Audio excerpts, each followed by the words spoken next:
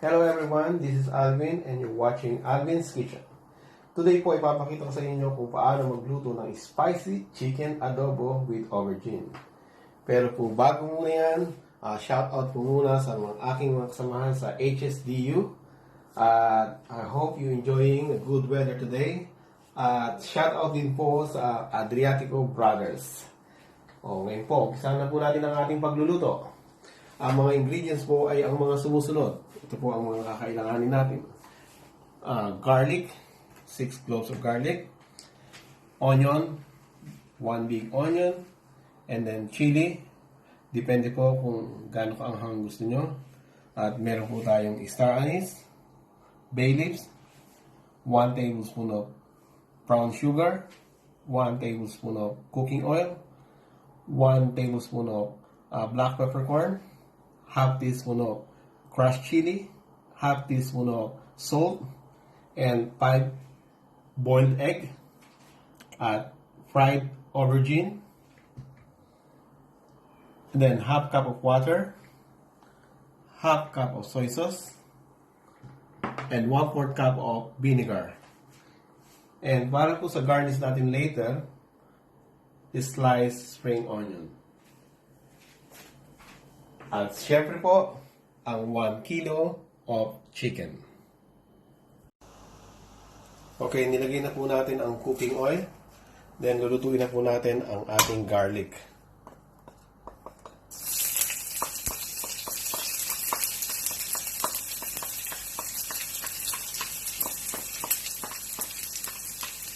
Yan. Mabilis lang po maluto yung garlic na yan. So, pag nag-lightly brown na po siya, pwede nyo na pong ilagay yung chicken. So, ilagay na po natin yung chicken.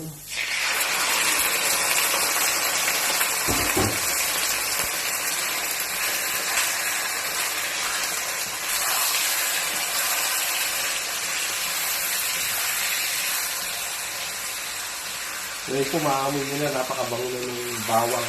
Nanunuot na po sa manok natin. So, ngayon po, lalagay na po natin ang ating suka.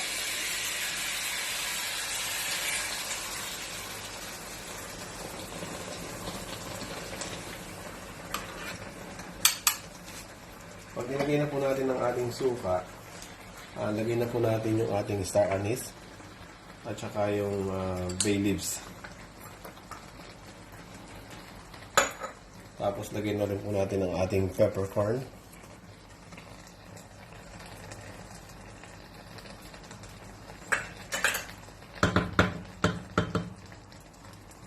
At ilagay na po natin ang ating salt. At takpan lang po natin ito para maluto ang manok. At huwag na po natin hahaluin pag nilagay na po natin yung suka.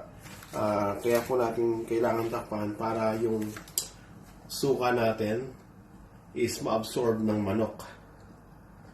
Pumasok lang po dun sa meat ng manok. So, hayain lang po natin yung maluto hanggang sa mag-change na po yung color ng manok. So, magwe-wait po tayo siguro ng mga 15 minutes para dyan sa manok natin.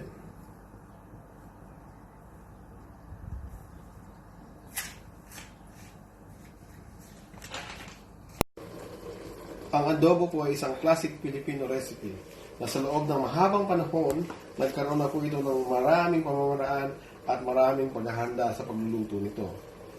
Patulad po kami, kapito po kami magkakapatid, pero meron po kami kanya-kanyang paraan ng pagluluto. Ito pong ginagawa ko ngayon, ito po yung own style ko sa pagluluto. Ngayon, tingnan na po natin yung manok natin, mukhang nag-iba na po ng kulay. So, ayan po, kung makikita nyo po, puti na po yung kulay ng manok niya, yung meat niya. Yan po ang indication na pwede natin ilagay yung toyo. So, kaya po natin hindi nilagay yung toyo kanina kasi mag-evaporate lang po yun. Ito po yung technique namin. So, makita nyo po yung suka na absorb na tapos lumabas na yung fats ng manok. So, yan po ang pinakamagandang timing para pwede na natin ilagay ang ating toyo. So, lagay na po natin ang ating toyo. Yan po. At ilagay na rin po natin ang ating sibuyas ngayon.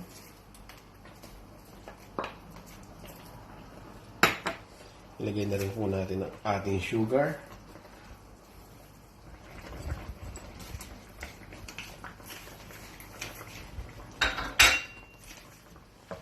At para po magkaroon ng konting sipa ng anghang, lagyan na po natin ang...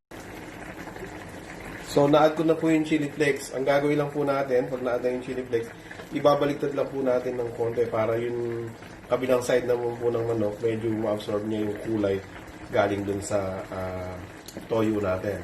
Tapos, pag naibaliktad nyo na po yan ng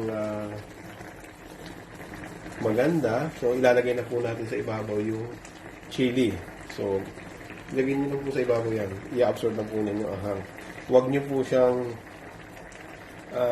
puputulin kasi sobrang anghang naman po nun. So, pero kung gusto nyo po yung sobrang anghang, nasa sa inyo po yun. So, ngayon po, lagyan na po natin yung tubig. Yan. Tapos, ilalagay ko na po yung itlog.